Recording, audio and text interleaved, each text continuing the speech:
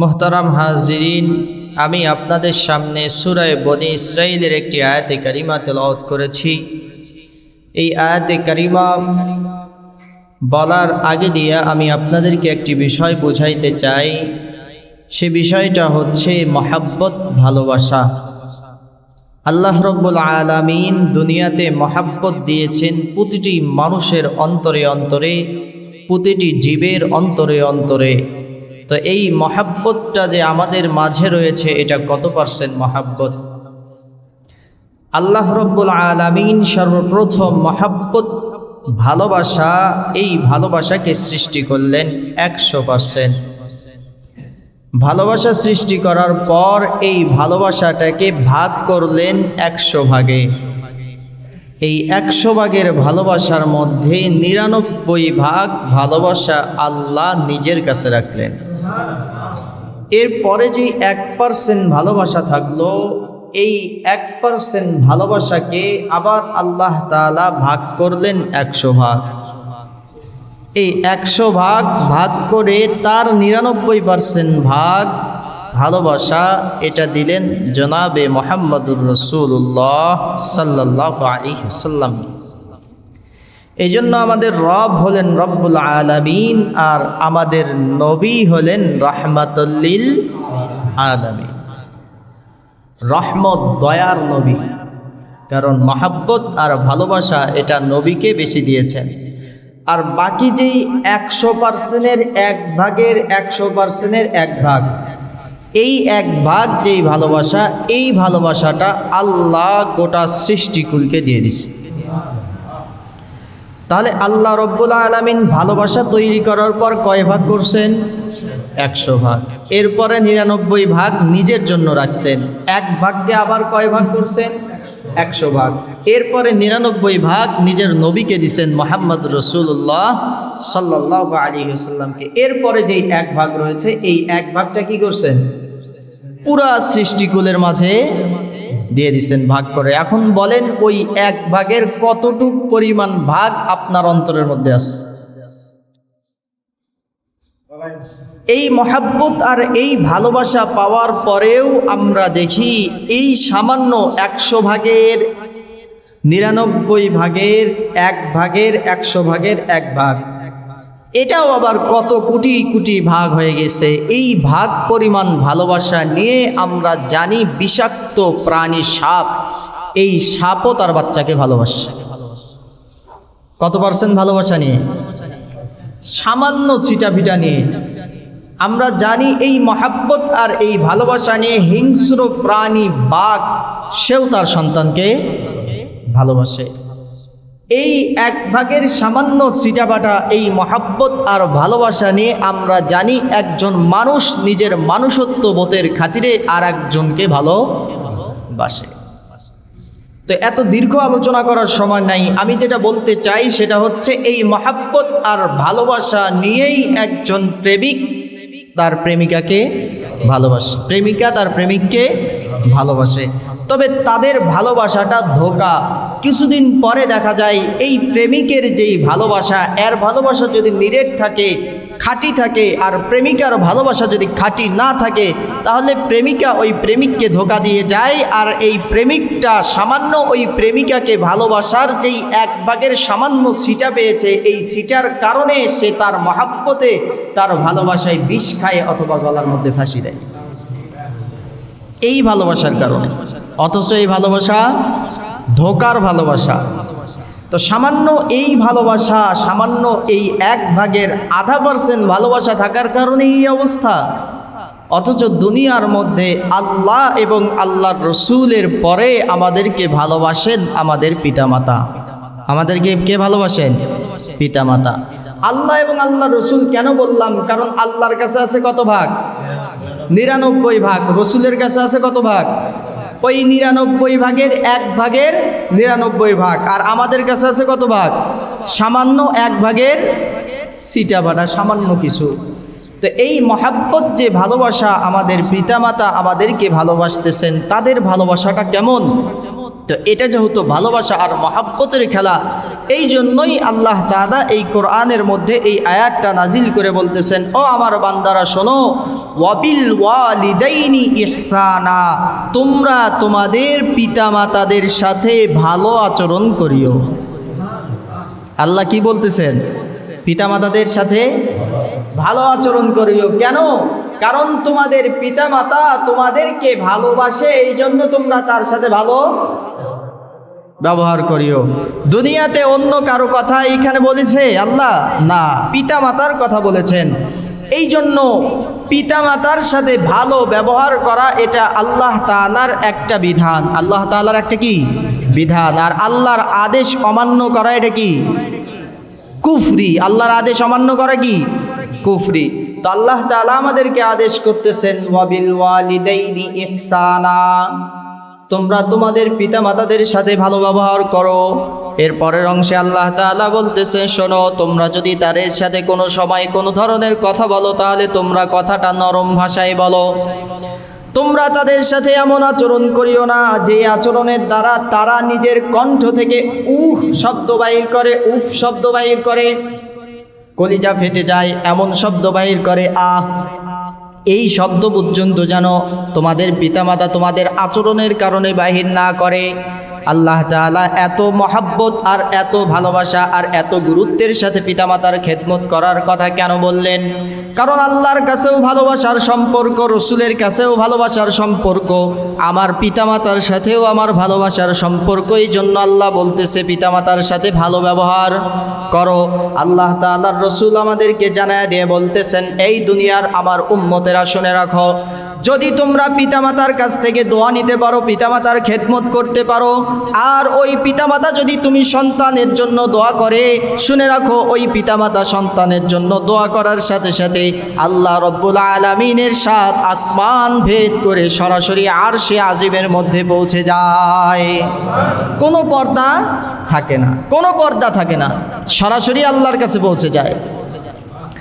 আবার আল্লাহর রসুল বলতেছেন, ওই দুনিয়ার আমার উম্মত কুলাঙ্গার যারা পিতামাতার সাথে বেয়াদবি করো, তারা শুনে রাখো, যদি তোমাদের পিতামাতা তোমাদের জন্য কোনোদিন বদদোয়া করে, তাহলে ওই বদদোয়াটাও সরাসরি আল্লাহর কাছে পৌঁছে যায়। এখন আপনি হুজুর হন, খেজুর হন আর সাধারণ মানুষ হন, সেটা দেখার টাইম নাই। আমি আলেম, আমি হাফেজ, কিন্তু যদি পিতামাতার সাথে বেয়াদবি করি, আর পিতামাতা যদি এতটুক শব্দ করে, সেই শব্দ কোন জায়গায় পৌঁছে যাবে? আরশে আজিমে পৌঁছে যাবে। এই জন্য হুজুর খেজুর এগুলো দেখার সময় নাই। এখন আপনারা দলিল দিতে পারেন অমুক হুজুরে তার মার সাথে এমন করছে। হ্যাঁ, পিতামাতা ভালো ব্যবহার যদি নাও করে, তারপরেও তাদের সাথে ভালো ব্যবহার করতে হবে। এটা কার আদেশ? আল্লাহর আদেশ। আমি ভাবতে পারি আমি বড় আল্লাহর ওলি, আমি বড় ইবাদত গুজার, আমি যদি আমার পিতামাতার সাথে খারাপ ব্যবহার করি তাহলে হয়তো আল্লাহ আমাকে ধরবে না। কিন্তু না, বনি ইসরায়েলের একজন আবেদ, বড় প্রভাবশালী আল্লাহওয়ালা, তিনি আল্লাহ তাআলার খুব ইবাদত করতেন, এমন ইবাদত করতেন, লাগাতার ইবাদত করতেন, তিনি বাসা বাড়িতে যাইতেন না। এক যুগ পর্যন্ত অতিবাহিত হয়ে গেছে, তিনি মসজিদের মধ্যেই থাকেন, বাহির হন না। তার যে নিজের মা আছে, মার সঙ্গে পর্যন্ত দেখা করতে যান না, শুধু আল্লাহর ইবাদতের মধ্যে মশগুল। একদিন মার সন্তানের কথা স্মরণ হয়েছে, ভালোবাসা তো আছে মার, সন্তানের না হয় কম থাকবে, মার ভালোবাসা নাই। মার যেই ভালোবাসা, এই ভালোবাসার টানে এক যুগ পরে ওই সন্তানের নাম হযরতে জুরাইজ আলাইহিস সালাম। এই জুরাইজ আলাইহিস সালামের সাথে দেখা করার জন্য আসছে তার ইবাদতখানায়, মসজিদে। যখন তার সাথে দেখা করার জন্য আসছে, আসার পরে দেখে বাহির থেকে তার ইবাদতখানাটা লাগিয়ে দেওয়া, দরজা লাগানো। মা এবার ওই দরজার মধ্যে টোকটোকানি শব্দ দিতেছে, কলিং বেল বাজাইতেছে আর বলতেছে, সন্তান, বাবা জুরাইজ, আমি তোমার জনম দুঃখিনী মা, আজকে তুমি এক যুগ যাবৎ ধরে আমার সাথে দেখা করার জন্য বাসায় যাও নাই, এই জন্য এক যুগ পরে আমি কষ্ট করে তোমার সাথে দেখা করার জন্য এসেছি। বাবা, একটু দরজাটা খোলো, আমি তোমার সাথে বেশি কথা বলবো না, শুধু তোমার চেহারাটা এক নজর দেখে আমি আবার বাসায় চলে যাব। ঘটনাক্রমে ওই দিন হযরতে জুরাইজ আলাইহিস সালাম, আল্লাহর বদি বুজুর্গ মানুষ, তিনি আল্লাহ তাআলার নামাজের মধ্যে দাঁড়ায় আছেন। সুবহানাল্লাহ কেউ বলবে না। কয় যুগ ধরে ইবাদত করে? এক যুগ পর মা আসছে, কিন্তু মা আসে ডাকতেছে, উনি কি করতেছেন? নামাজে দাঁড়ায় আছে। তো মা দরজার থেকে ডাকতেছে আর বলতেছে, জুরাইজ, আমি মার মহাব্বতের কারণে তুমি দরজাটা খুলে দাও, আমি তোমার সাথে দেখা করব। আর অন্যদিকে আল্লাহর ওলি হযরতে জুরাইজ আলাইহিস সালাম তার ইবাদত খানার মধ্যে আল্লাহর ইবাদতের মধ্যে মশগুল রয়েছেন। মা বাহির থেকে ডাকে আর তিনি নামাজের মধ্যে ইবাদত করে। এখন মনে মনে চিন্তা করে, আহারে, আমি যদি আমার মার সাথে দেখা করতে যাই তাহলে তো আমার নামাজটা ছেড়ে দিতে হয়, আর যদি আমি নামাজটা ছেড়ে দেই তাহলে তো আমার আল্লাহর ভালোবাসাকে মাইনাস করা হয়। তো মার ভালোবাসা আগে না আল্লাহর ভালোবাসা আগে? হযরত জুরাইজ আলাইহিস সালাম এটা চিন্তা করলেন যে আল্লাহ আমাকে বেশি ভালোবাসেন, মা তো কম ভালোবাসেন। তো আল্লাহর ভালোবাসা আর মার ভালোবাসা দুই দিকে যদি দুইটাকে এক জায়গায় করি তাহলে মার থেকে আল্লাহর ভালোবাসা আমার কাছে বেশি। সুতরাং আল্লাহর ভালোবাসা নামাজকে ছেড়ে মার সাথে দেখা করতে যাব না। উনি এই দুই চিন্তা করে নামাজের মধ্যে দাঁড়ায় থাকলেন, মার ভালোবাসাকে প্রাধান্য দিয়ে দরজা খুললেন না, ইবাদত করতে থাকলেন। মা নিরাশ হয়ে এক পর্যায়ে দরজা থেকে চলে গেলেন। আর মনে মনে চিন্তা করলেন, আহারে, আমার সন্তানটা আজকে দেখা করলো না। দীর্ঘদিন পরে আবার মা আসলেন। আবার মা এসে বলতেছে, বাবা জুরাইজ, মেহেরবানি করে একটু দরজাটা খোলো, আমি একটু তোমার সাথে দেখা করব। তুমি তো সন্তান, আমাকে না দেখে থাকতে পারো, কিন্তু আমি তো মা, তোমাকে না দেখে থাকতে পারি না। তুমি দরজাটা একটু খোলো, আমি তোমাকে দেখেই চলে যাব, তোমার ইবাদতের মধ্যে কোনো বিঘ্ন ঘটাবো না। কিন্তু ঘটনাক্রমে ওই দিনও হযরত জুরাইজ আলাইহিস সালাম নামাজের মধ্যে। ওই দিনও কোথায়? নামাজের মধ্যে। আবার চিন্তা করে, আমার নামাজ আগে না আমার মার সাক্ষাৎ আগে, আমার রবের ভালোবাসা আগে না মার ভালোবাসা আগে? অবশ্যই মার ভালোবাসার থেকে আমার রবের ভালোবাসা বেশি।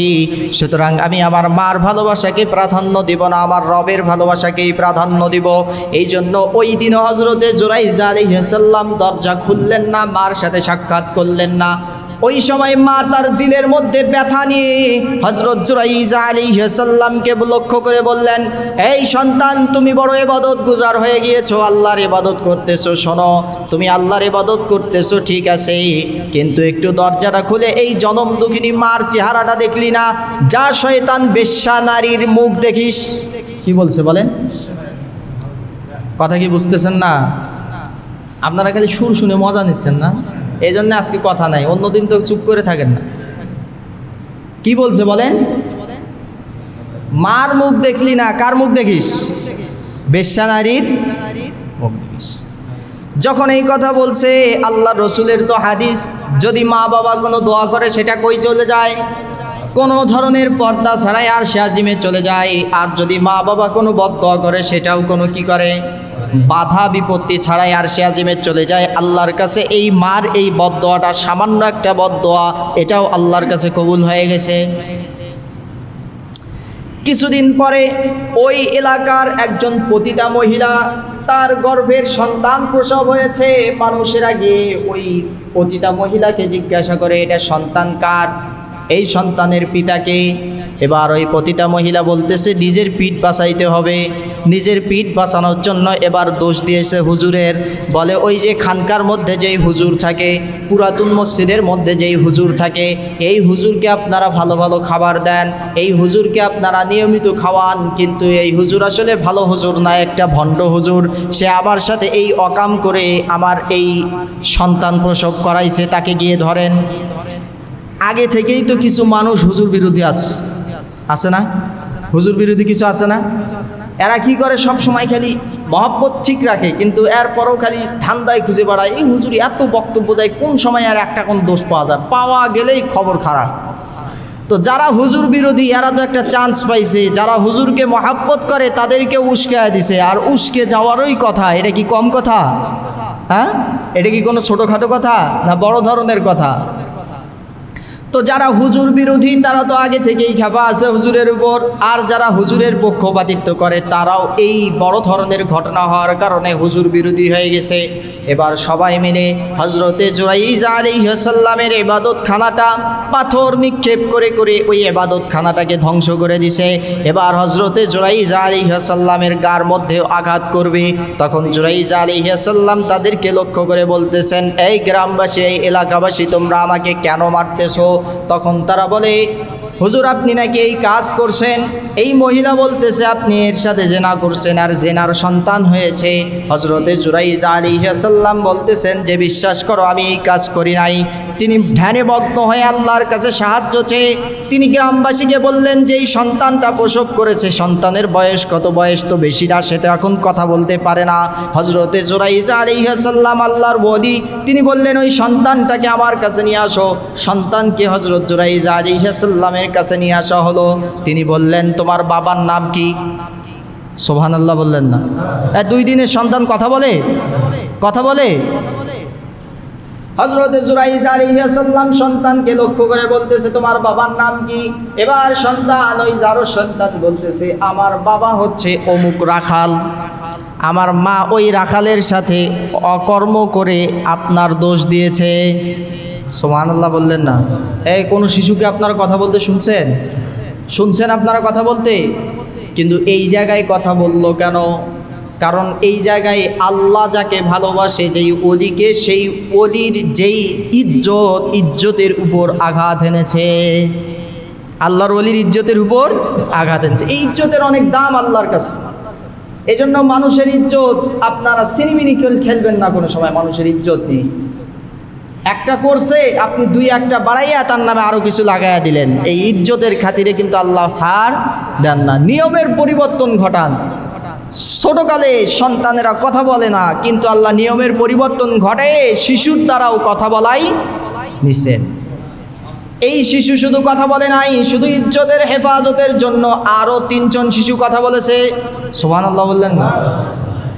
এই এক শিশু জুরাইজ আলাইহিস সালাম ইজ্জতের হেফাজতের জন্য কথা বলেছে, আর একজন শিশু হজরতে ঈসা আলাইহিস সালাম, তার মা হজরতে মরিয়ম আলাইহিস সালামের ইজ্জতের হেফাজতের জন্য শিশু অবস্থায় কথা বলেছে। এই ঘটনা আপনারা জানেন না? হজরতে মরিয়ম আলাইহিস সালাম সন্তান প্রসব করেছে। মানুষেরা জিজ্ঞাসা করে এই সন্তান কার? আল্লাহ তাআলার ফেরেশতা জিবরাইল আমিন জানায় দিয়েছেন, আপনি বলেন আমি আল্লাহর জন্য মান্নতের রোজা রেখেছি, মান্নত করেছি কথা না বলার রোজা। তো কে কথা বলবে? এই শিশু কথা বলবে। তো মানুষেরা হাসে, এই শিশু কিভাবে কথা বলবে? বলে তারই জিজ্ঞাসা করো, ইশারা করে বলে। যখন জিজ্ঞাসা করা হলো তিনি বললেন, ইন্নী আনা আব্দুল্লাহ আতানিয়াল কিতাব ওয়া জাআলানি নাবিয়্যা। শিশু সন্তান আল্লাহ তাআলার একজন সতী নারী হজরতে মরিয়ম আলাইহিস সালামের ইজ্জত হেফাজতের জন্য শিশু সন্তান হজরতে ঈসা আলাইহিস সালামকে দিয়ে কথা বলাইছেন। কি কথা বলতেছেন? তিনি বলতেছেন, আমি আল্লাহর বান্দা। আতানিয়াল কিতাব, আমাকে আল্লাহ কিতাব দান করেছে। ওয়া জাআলানি নাবিয়্যা, এবং আমাকে আল্লাহ তাআলা নবী বানিয়েছেন। সুবহানাল্লাহ বললেন না? তো এই সময় শিশু কথা বলেছে। আর এক শিশু কথা বলেছে, সেই শিশু হলো হজরতে ইউসুফ আলাইহিস সালামের নামে যখন তহমত দেওয়া হয়েছিল। জুলাইখা যখন হজরত ইউসুফ আলাইহিস সালামের নামে তহমত দিয়ে বললেন সে দোষী, সে আমাকে জেনা করার জন্য এত গভীরে ঢুকাইছে, 12টা দরজা ভেদ করে আমার সাথে জেনা করতে চেষ্টা করেছে। তখন ওই ঘরের মধ্যে একজন শিশু সন্তান ছিল, হয়তো জুলাইখার মামাতো ভাই দোলনার মধ্যে ছিল। দোলনার শিশু তো কথা বলে না। হিকমতের মাধ্যমে আল্লাহ জানায় দিলেন ইউসুফ আলাইহিস সালামকে। ইউসুফ আলাইহিস সালাম বললেন, তোমরা যদি জানতেই চাও আসল দোষীকে, তাহলে ওই ঘরে যেই শিশু সন্তান আছে তাকে জিজ্ঞাসা করো। দোলনার শিশুকে গিয়ে জিজ্ঞাসা করা হলো কে আসল দোষী।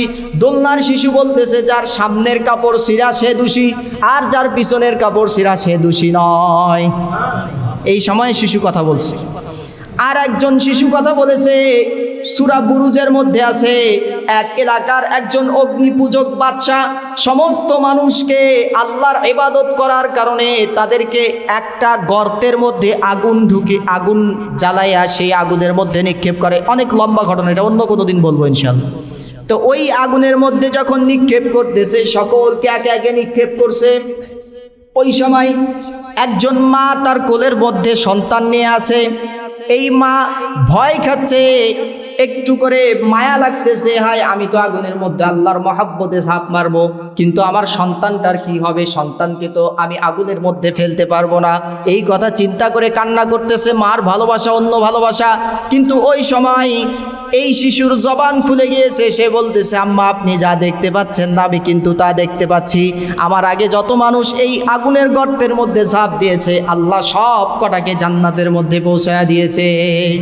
আজকে আপনি একটু দেরি করতেছেন, এই জন্য আমার জান্নাতে যাইতে দেরি হচ্ছে। আপনি তাড়াতাড়ি, আপনি না গেলে আমাকে আগে আগুনে নিক্ষেপ করেন, আমি তাড়াতাড়ি জান্নাতে যাইতে চাই। এই কয়েকজন শিশু কি বলছে? ছোটকালে কথা বলছে। তো কথা কি ছিল? মার বদদোয়া ভুলে গেছে। মার দোয়া এবং বদদোয়া কই যায়? আল্লাহর আরশে আজিমে চলে যায়। এই জন্য আল্লাহ বলতেছে, মার সাথে আর তোমাদের যারা পিতামাতা আছে তাদের সাথে তোমরা কি করিও না, কোনো সময় খারাপ ব্যবহার করিও না। যদি তারা কোনো সময় তোমাদেরকে কোনো কটু কথা বলে, সবর করো, কিন্তু তোমাদের জবান দিয়ে তোমরা এমন কথা বলিও না যেই কথা শুনে তারা কষ্ট পায় আর বলে, আহ আমার এমন সন্তানকে আমি জন্ম দিলাম, সেই সন্তান আমাকে কষ্ট দিচ্ছে। মার খেদমত করো। আল্লাহ রসুলের হাদিস, তোমাদের মার পার নিচে তোমাদের কি জান্নাত। সুবহানাল্লাহ। একজন বলছে এক সাইড থেকে, আপনারা কি মার খেদমত করেননি জীবনে? হ্যাঁ, যারা সুবহানাল্লাহ বলতেছে না, মুখ গম্ভীর করে আছে, তারা মনে হয় সব কটা মার সাথে বেয়াদবি করে আসছেন নাকি? হ্যাঁ, আমার এতটুকু বিশ্বাস আছে আপনারা বেয়াদব না, আপনারা সবাই ভালো। বলেন না জোরে সোরে সুবহানাল্লাহ। তো যারা মার সাথে বেয়াদবি করে তারা আজকে যায় মার কাছ থেকে ক্ষমা নেবেন, আর যদি বেয়াদবি না করে থাকেন তাহলে তো আলহামদুলিল্লাহ। তাহলে মা বাবার সাথে মহাব্বত আর ভালোবাসা থাকার কারণে কি করা যাবে না? মার সাথে কথা বলে না, খারাপ ব্যবহার করা যাবে না। তাহলে মার থেকে আমাকে বেশি ভালোবাসবে কে? আমার নবী। কথা কি আমার বুঝতেছেন? আমার আসল কথা কিন্তু এটাই। এতটুকু কথা বলার পিছনে এই কথাটা আমার আসল। মাকে আল্লাহ কত পার্সেন্ট ভালোবাসা দিছে বলেন তো?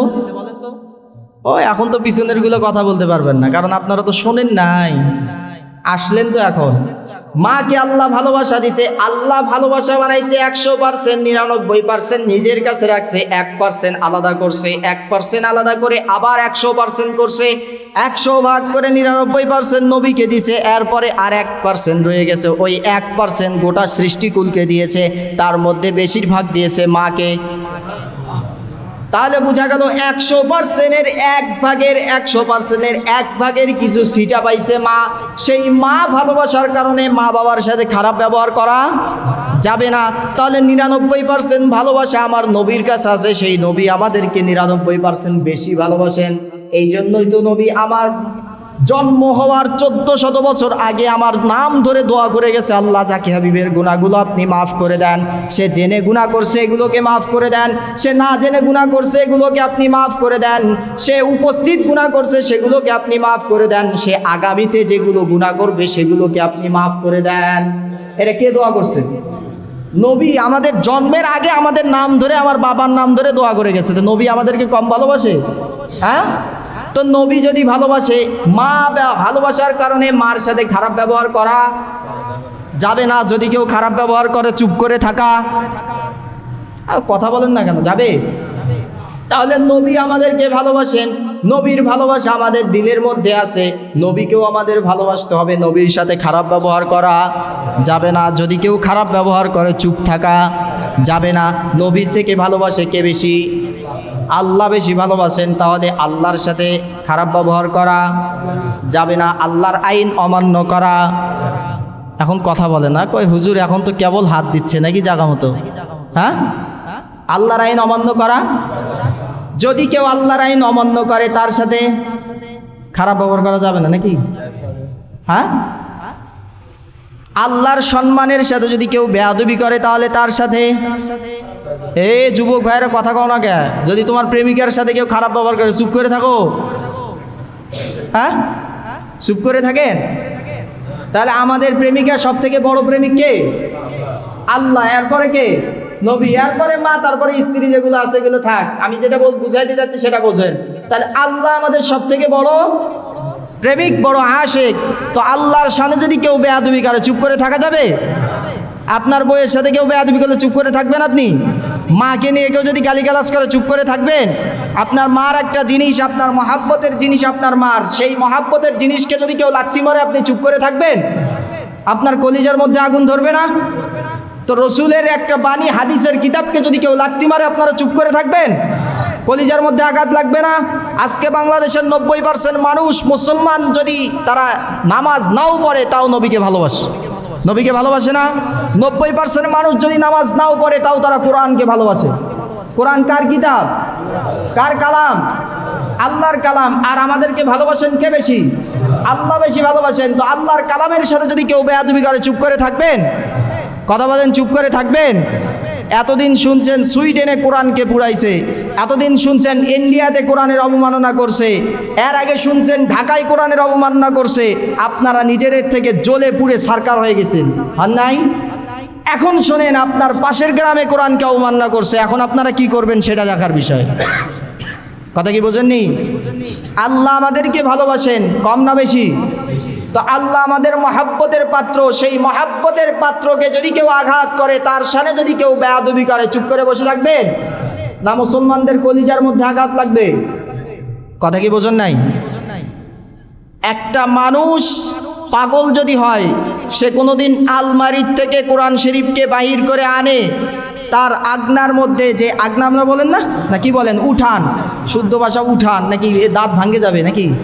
তো এই উঠানের মধ্যে রাখার পরে সেই কোরআন শরীফকে নাউজুবিল্লাহ ফুটবলের মতো শট মারে, যেই শটের আঘাতে কোরআন শরীফ দরজার বাহিরে গিয়ে পড়ে। ও কি পাগল? আপনারা কথা বলেন না কেন? ভয় পাচ্ছেন? এরকম দুর্বল ইমানদারদের সামনে কথা বলে মজা নাই। জোরে কথা বলেন, ভয় পাচ্ছেন আপনারা? ও কি পাগল? যদি পাগল হয় আলমারির থেকে বাহির করতো কোরআন শরীফ, আলমারির থেকে বাহির করে নিচে রাখছে, রাখার পরে সেখান থেকে শট মারছে, এতই পাগল? ধান্দাবাজি করার জায়গা পান না? কথা কি বোঝেননি? হ্যাঁ, কথা কি বুঝছেন আপনারা? আপনারা কখন হুজুর আন্দাজি কি ফিকে ফিকে ফিকে বাড়তেছে, আমরা তো কিছুই জানি না, এরকম নাকি? আপনারা জানেন না? জানেন না? আচ্ছা, সবাই শোনেন। আপনারা চিন্তামন পাম্প দেখছেন? মাদিলহাট চিন্তামনের পাম্প দেখছেন? পাম্পের সামনে একটা নতুন গ্রাম হয়েছে, হঠাৎ পড়া কয়, আবার কেউ নয়াপাড়া গ্রাম বলে, জানেন? ওই গ্রামের মধ্যে একজন ব্যক্তি কোরআন শরীফ তার বাসার থেকে বাহির করে সামনে রেখে ওখান থেকে লাথি মারছে, সেই লাথির চোটে কোরআন শরীফ দরজার বাহিরে গিয়ে পড়ছে। বাহিরের মানুষ দেখছে, পরিবারের মানুষ দেখছে, কিন্তু তারা কোনো সময় বলেনি। এর আগেও 2-3 বার হয়েছে, বাহিরের মানুষ যখন দেখছে তখন এটা সরাসরি হয়ে গেছে। বাহিরের 2 জন মানুষ দেখছে, তার মেয়ে, তার বোন, ওই মহিলার যার সন্তান কোরআন শরীফকে অবমাননা করছে, তার যে ছোট মেয়ে আছে, ওই মেয়ে নিজে সাক্ষাৎকার দিছে, উনি নিজে বলছে যে হ্যাঁ আমার ভাই এই কাজটা করছে।